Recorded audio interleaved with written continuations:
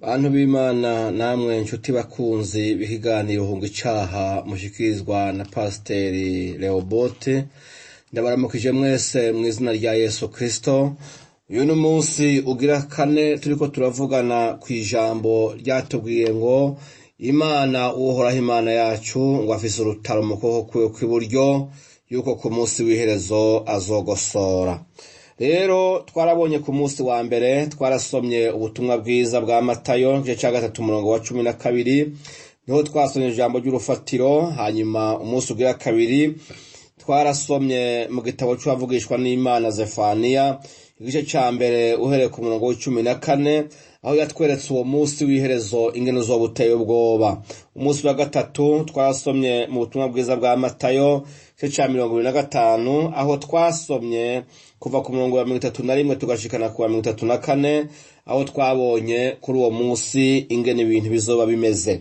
None rero bantu b'Imana, ndagomba muri urwo rukurikirane uno munsi mu nyemerere dusome ijambo ry'Imana dusanga hariya mu vyahishuye Yohana. Turasoma ku gice ca 21, hanyuma duhere ku murongo wa mbere dushikane ku murongo w'8, aho niho dusoma amajambo y'Imana. Ijambo ry'umutwe riravuga ngo ijuru rishasha n'isi nshasha. Mbona ijuru risha n'isi nsha, kuko ijuru rya mbere n'isi ya mbere vyari vyagiye, n'ikiyaga nticari kikiriho. Mbona umugwa wera Yerusalemu musha wururuka uva mw'ijuru ku Mana, witeguye nk'uko umugeni asharizwa umugabo wiwe. Numva ijwi rirenga rivuye kuri ya ntebe, riteye ihema ry'Imana riri kumwe n'abantu, kandi izogerera muri bo, nabo bazoba abantu bayo, kandi Imana ubwayo izobana nabo, izoba Imana yabo. Izohanagura amosozi yose ku maso yabo, kandi urupfu ntiruzoba rukiriho, kandi amaborogo no gutaka n'uburibwe ntibizoba bikiriho, kuko ivya mbere bizoba bishize. Iyo vyagiye kuri ya ntebe iravuga iti, raba vyose ndabihinduye bisha. Kandi atandika kuko ayo majambo yo arayo kwizegwa n'ay'ukuri. Kandi irambarira iti, karabaye, ndi Alufa na Omega, itanguriro n'iherezo. Uwufise inyota nzomuha kunywa kw'isoko y'amazi y'ubugingo ku buntu. Uwunesha azoragwa ivyo, nanjye nzoba Imana yiwe, nawe azoba umwana wanje.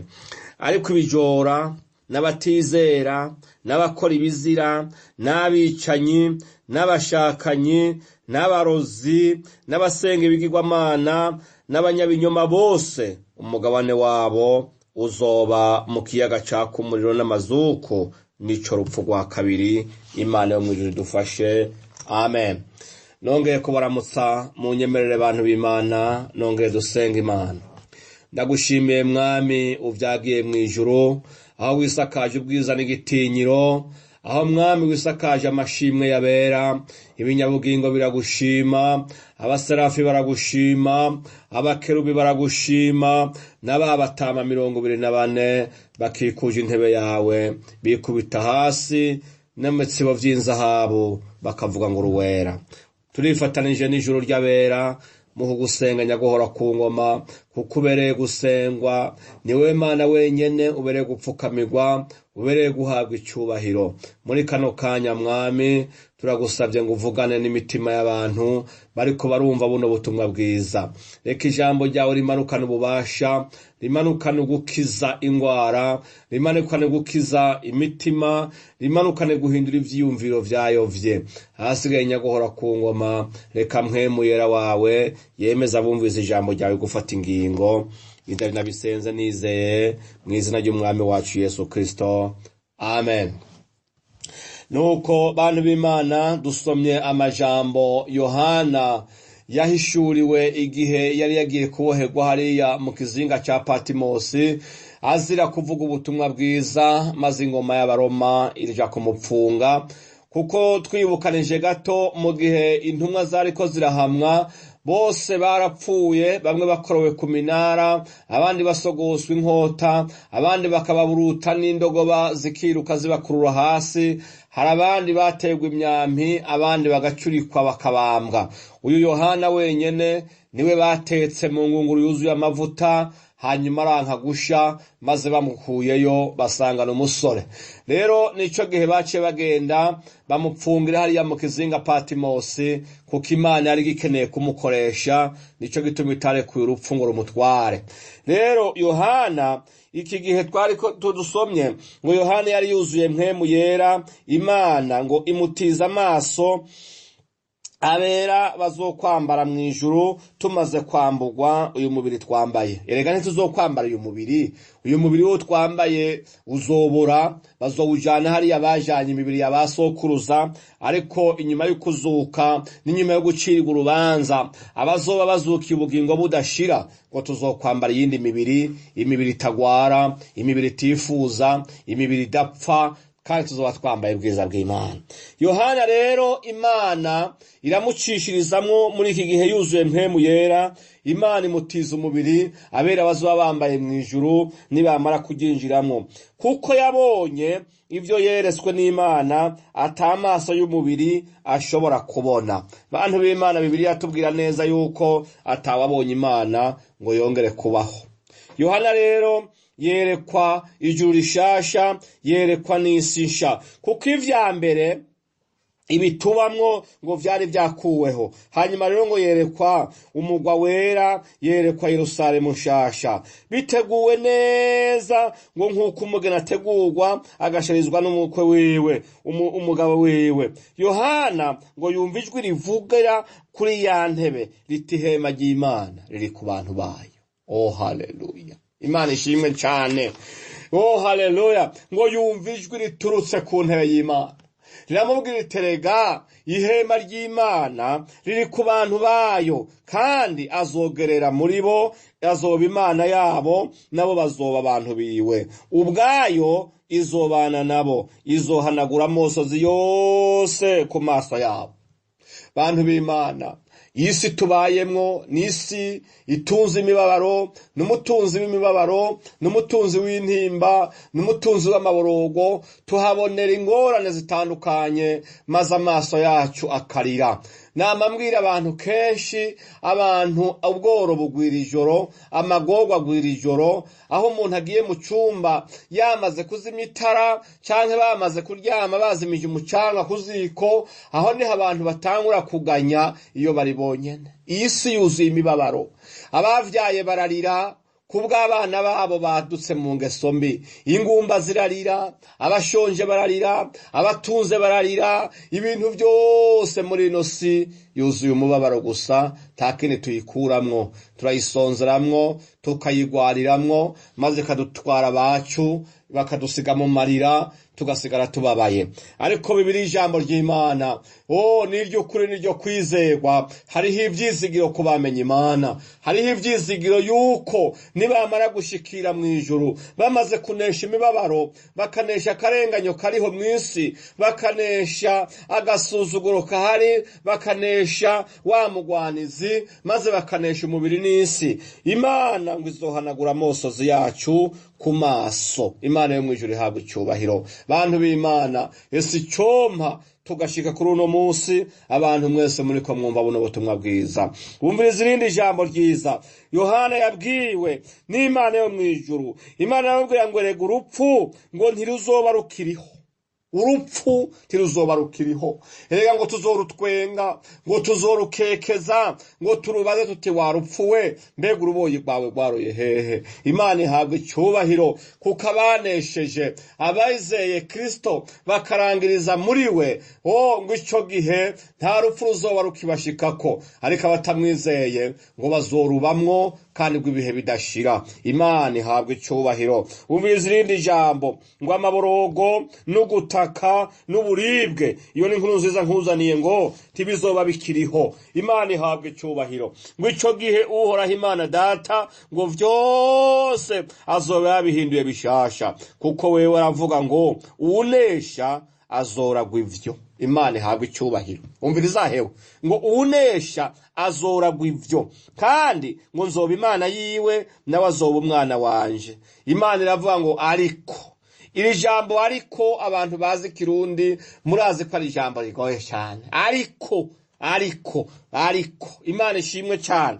Imana iravuga ngo ariko ibijora, abatizera, abakora ibizira, abasambanyi, abiba, ababesha, abicanyi, abashakanyi, abarozi, abasenga ibigirwamana, ngo n'abanyabinyoma bose uko bangana, ababeshe gitoya n'ababeshe binini byicisha abandi, abo bose uko bangana, ngo umugabane wabo nguzoba mu kiyaga caka umuriro n'amazuku, ariko rupfu rwa kabiri. Imana yo mwijuru ihabwa icyubahiro. Imana yo mwijuru iradukunda kuko yaduhaye ingabire, ikaduha Yesu Kristo umwana wayo, atigeze akora icyaha, maze akamanuka avuye mu ijuru, akambara ibyaha byawe byose akabyishyira ku mutwe, akabidugana igorogota hariya Nyabihanga, maze bakamubamba kugira aje kugucungura. Wibuka ijambo yavuze ngo ibyo gucungwa byanyu byose birarangiye. Abamwizeye bose ngo nta n'umwe azopfa rubi, ahubwo bazohabwa ubugingo budashira. None bantu b'Imana, mpemu yera w'Imana ariko aratwibutsa, atubwira ingene dukwiye kwizera, atubwira ibyo dukwiye kwitandukanya navyo. Turakwiye kwitandukanya n'ubujora, tukitandukanya no kutizera Imana, kuko ngo ivyo bingana ngo no kusenga no kuraguza n'ibigirwamana.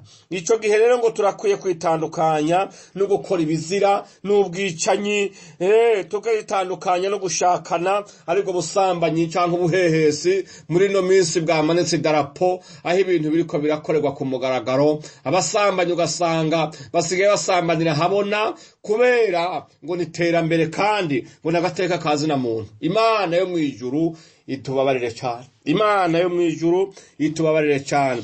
Ngo abarozi, abasenga ibigirwamana, abizera ibiheko, abizera ibihuhano, abizera indasago, abizera abapfumu n'abarozi n'abakonikoni n'abanyamareba, abo ngo urupfu rwabo ngo ntiruzoba rukivuyeho, kuko ngo bazoja mu muriro waka, mu kinogo caka umuriro n'amazuku, ari byo Gehenomu. Ngo abanyabinyoma bose mu mugabane wabo uzoba uwo mu kiyaga caka umuriro caka n'amazuku, ngo ari rupfu rwa kabiri. Bantu b'Imana, reka mu gusozera munyemerere dusome hano mu cete cya kabiri Petero yanditse, dusome ku gice cya gatatu duhere ku murongo w'9, maze hanyuma turangirize ku murongo w'11. Aya niyo majambo ngomba gusozerera ko, hanyuma dusenga Imana. Umwami Imana ntitebeje isezerano ryayo uko bamwe bavyiyumvira kwiritevya, ariko yihanganira mwebwe, ntigomba ko hagira abahona, ariko igomba ko bose bihana. Uranyumva gahewe?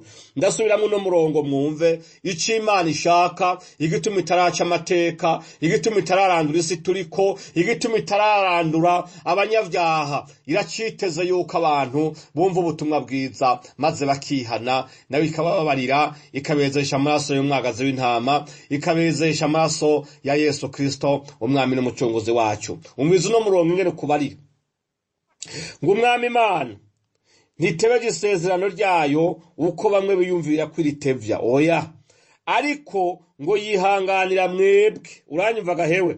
Ngo ntigomba ko hagira abahona, ariko igomba ko bose bihana. Ariko umunsi w'umwami wacu uzoza nk'igisuma, aho amajuru azovaho, hakaba no kwasana guhambaye, ivy'itanguriro vyose bigashongeshwa n'ikibengebenge gikaze, isi n'ibikorwa biri muri yo bigatongoka. Uranyumva gahewe? Umviriza no murongo wa 11. Haravuga ngo none kw'ivyo byose bizoshonga bityo, mukwiye kumera mute mu ngeso zera no mu kubaha Imana yacu. Iri niryo jambo tugomba gusozerera ko abantu b'Imana. Imana yuzuye impuhwe, Imana yuzuye imbabazi, Imana yuzuye urukundo. ngo n'ubu iracarindiriye ko wumva ubutumwa bwiza kugira wihane, kuko Imana ngo ntikunda ko abanyabyaha bahona, ahubwo igomba yuko bihana bagakizwa. Bantu b'Imana, wibuke yuko hari abagiye kera, ba sokuruza Aburahamu bo kwizerwa, abatama bajanye icyubahiro bakoreye Imana, uno munsi batarayibona, bakirindiriye abari mw'isi kugira bayibone. Ngo aho bicaye uno munsi barataka babaza Imana ngo ni kubera kudaca amateka, ngo kugira ngo natwe ngo duhabwe ibitsibo twakoreye tukiri mw'isi. Ngo Imana igaheze kabaha imyambaro yo mw'ijuru, ngo uburake bwabo bugahwama. Kubera iki? Iracakwihanganiye wa musambanyi we, iracakwihanganiye wa mwicanyi we, iracakwihanganiye wa kijora we, iracakwihanganiye we ugenda ubundabunda mu nzu z'abakecuru n'abatama b'abapfumu n'abarozi n'abakonikoni. Iracihanganiye abanyabinyoma uno munsi bariko barahimbagura ibinyoma ivyo bazoja kubesha. Iracihanganiye abakora ibizira, iracihanganiye yewe wa mushakanyiwe, yewe wa murozi. Imana iriko iraguhamagara, iravuga ngo ni wewe utebeje yuko abari mw'isi bariko bararira bahanagurwa amosozi, kuko ngo Imana ngo ntiyifuza yuko worimbuka, ahubwo yifuza yuko wohindukira ugakizwa, ukizera umwami Yesu Kristo, maze ibyaha byawe ukabikugwaho. Imana ikazoba Imana yawe, ihema ryayo rikabana nawe. Ico gihe ngo nta kintu na kimwe kizoba kiduhangamiye, kizoba kiriho kiratubabaza, ngo kizoba kiriho. Bantu b'Imana, ubu n'ubutumwa bwiza, iri ni ijambo ry'Imana. Mbega wewe uno munsi uri mu biki? Ubwo ntubesha, ukabesha mu gitondo, ukabesha ku mugoroba, ingo z'abandi tizabuza amahoro, kuko wewe uri mu dayimoni igutuma guteranya bakundana no gusambura bubatse neza. Uranyumva gahewe? None ubwo wewe ukwizera kwawe kungana gute? Hanyuma rero ubwo nta bizira wewe ukora, ugakorera ahatibonekeza, ukinyegeza mu kurya ibiturire. Hariho n'abandi rero bahinduye ibindi bintu bakaja kwinyegeza, bagakora ivy'Imana ibona ko ari bibi, bakibaza ngo Imana ntibibona. Oya, irakwihanganiye gusa, irihanganiye abantu bari mu vyaha bitandukanye. Ariko wugiriwe amahirwe, wewe uriko wumva ubutumwa bwiza, isi compo korosha umutima, ugaheza uno munsi ugahindukira, ukizera, ukamenya ivyakorekeye igorogota ari Nyabihanga, ukamenya agakiza twaronkeye muri Kristo Yesu ahejeje gucungura abari mw'isi bose. None rero muri kano kanya nahaweho gufata ingingo. Bantu b'Imana muri mu vyaha, Imana ntiyanka abanyavyaha, ahubwo Imana yanka ivyaha, kuko uzoba ari mu vyaha nihagera umunsi wo kurimbuka, Imana izorimburana navyo. Ariko arahiriwe umuntu yumva ijambo ry'Imana, agaheza agahindukira, akamenya Imana ko ari imbabazi, agasaba imbabazi. Mbega huri wumva no gufasha gusenga kugira nawe wakira ubugingo budashira, kugira uno munsi wandikisha izina ryawe mu gitabo cy'ubugingo. Nimba witeguye upfuka amahuri canke nimba uri mu muduga, ndakwinginze umere nk'uhagarara ku ruhande, usenge rino sengesho ndiko ndavuga, usubiremwo muri ano majambo ndiko ndavuga. Uvuga uti: Uhoraho Mana, ndagushimiye, ndumvise ijambo ryawe, ndumvise yuko hazoba umunsi w'iherezo, isi karimbukana n'ivyayo, kandi abanyavyaha bose batazoba mu bwami bwawe.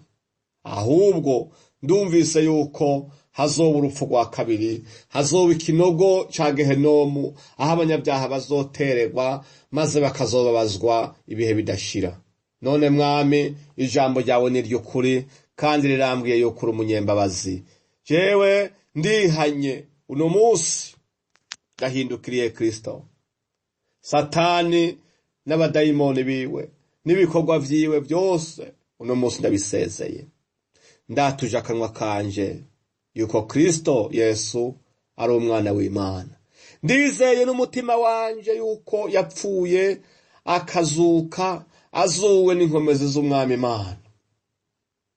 Mwami Yesu, ndakwakiriye, injira mu mutima wanje, ndaguhaye ubugingo bwanje, ubuganze, umbere umwami, umbere umukiza. Izina ryanje rifutwe mu gitabo cy'abazoja kurimbuka, ryandikwe mu gitabo c'abana b'Imana, kugira niwaza gutora ishengero nanje izina ryanje rizokumvikane muri ca gitabo c'ubugingo. Kuva uno munsi ndakijijwe, mbaye icaremwe gishasha. Mwami Yesu, suka mpwemu yera ku bugingo bwanje, mpwemu yera andongore, ushigikira intambuko zanje, umfata ukuboko nk'umwana muto ataramenya gutambuka. Undinde imitego ya wa mugwanizi, undinde kugwa mu vyobo yimbira abazi wawe. Mwami Yesu, ndakwinginze, amaraso yawe natwikire ubugingo bwanje. Kuva uno munsi mbaye icaremwe gishasha. Urampa iherezo ryiza, ntarava muri uno mubiri, uranshoboza kugukorera, kugira nanje ze nambikwa ibitsibo by'abanesheje n'abazanye benshi kugororoka. Senze nizeye gutyo mu izina rya Yesu Kristo umwami wacu, amen.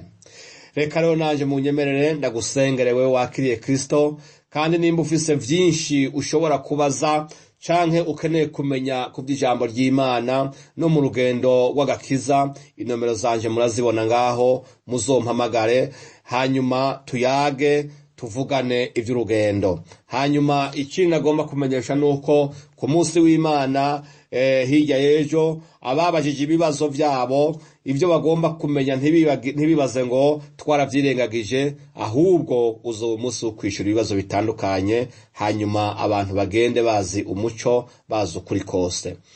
Mana data se umwami wacu Yesu Kristo, ndagushimiye cyane kuri uno munsi ugira kane turiko turavugana ivy'urutaro rwawe. None nyaguhora ku ngoma, ubutumwa bwiza bwongeye gushika ku bantu bawe. Uno munsi mwami ndagushimira yuko uri kuragura imbibe, kandi uri kurasuka inyota n'inzara mu bantu, kugira abanyotegwe kumva ubutumwa bwiza. Ndagushimiye mwami kuri bashasha binjiye muri no groupe yahunga icaha, ndetse n'abandi mwami baburonka buciye ahandi. Ubagirire neza nyaguhora ku ngoma. Ndabasabiye umugisha no gutwikirwa n'amaraso ya Yesu Kristo. Ihiganza cyawe cy'ubushobozi kibatwikire nyaguhora ku ngoma, nkuko wasezeraniye Abisirayeli ukavuga ngo nkuko imisozi ikikuje Yerusalemu ngo niko kikuza abantu bawe. Ndakwinginze mwami, udukikuze, utubere uzitiro rwa kumuriro. Reka amaboko yawe nyaguhora ku ngoma avunagurire kuri imyambi ya wa mugwanizi, mu izina rya Kristo Yesu twinyegeje mu maraso y'umwami wacu Yesu Kristo. Data ndakwinginze, abariko baruno bumva ubutumwa bwiza, kuva kera ijambo ryawe ryamye rimanukana n'ubushobozi bukiza ingwara, reka bari bagwaye bakire mu izina rya Yesu Kristo. Ndakwinginze nyaguhora ku ngoma, urabe abashonje bagaburire, urabe abagenda gusubambike, abari mu vyago bitandukanye nyaguhora ku ngoma, urababera igisubizo, urababera inyishu. Niwe buhungiro bwacu, niwe mahoro yacu, niwe butunzi bwacu nyaguhora ku ngoma. Imigambi yacu yose mwami, n'abari muri no groupe mwami, eka mwami nabo bose batarayizamwo, ariko mwami bari mu mugambi wawe, ndabasabiye guhezagirwa nawe nyaguhora ku ngoma. Ibikorwa byabo byose papa ubihumugisha nyaguhora ku ngoma. Mwami ubaha ubwenge bwo gutandukanya ikibi n'iciza, mwemera wawe yame yakije itara muri bo, kugira mwami bamenye gusesangura no gutandukanya ibihe. Amajwi ni menshi muri kino gihe, urabaha kumenya ijwi ryawe nyaguhora ku ngoma, nkuko amajwi intama zimenya ijwi ry'umwungere wazo. Urakoze papa, ndagushimiye nyaguhora ku ngoma. Icyubahiro n'inganyi byose bibi vyawe, ivyo ndabisenze nizeye mu izina ry'umwami wacu Yesu Kristo, amen. Imana ibaha umugisha, Imana ibakomeze, mukomeze urugendo. Ntivyoroshe, ibigaragazo ni vyinshi, ariko cyane cyane mwibuke rya jambo ngo uzoneshwa kwari wazoragwa ubwami bw'Imana. Wame wibuka yuko itanguriro rya marigoye, ariko nubwo bigora Imana ngo izoraba iherezo ryawe. Mwami Imana abane nawe, izina ryawe rishigwe hejuru nyaguhora ku ngoma. Mana yacu ukomeze mwami kuturinda no kutuzigama, ni mu izina rya Kristo Yesu nsenze gutyo nizeye, amen.